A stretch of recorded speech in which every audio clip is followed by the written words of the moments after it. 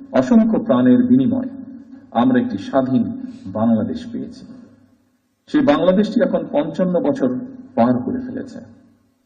এত বছরেও আমাদের যেমন অনেক প্রাপ্তি রয়েছে, অপ্রাপ্তিও কিন্তু কম নয়।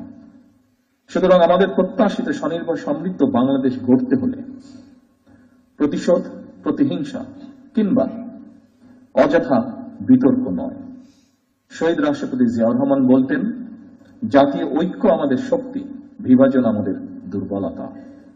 সেই কথা স্মরণ করেই বলতে চাই, আমাদের পথ মত ভিন্ন হতে পারে, আমাদের মধ্যে বিভিন্ন ইস্যুতে বিতর্ক বিরোধ থাকতে পারে, তবে আমাদের মধ্যেকার বিতর্ক বিরোধ যেন শত্রুতায় রূপ না নেয়।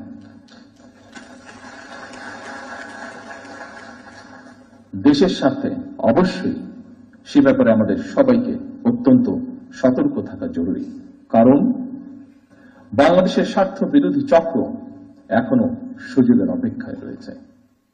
সম্মানিত সুধীবৃন্দ, সম্মানিত সভাপতি, দুর্নীতি দুঃশাসনে পর্যদস্ত একটি ভঙ্গুর অর্থনীতি, দুর্বল শাসন কাঠামো আর অবনতিশীল আইন শৃঙ্খলা পরিস্থিতির ভেতর দিয়ে নতুন সরকার যাত্রা শুরু করেছে।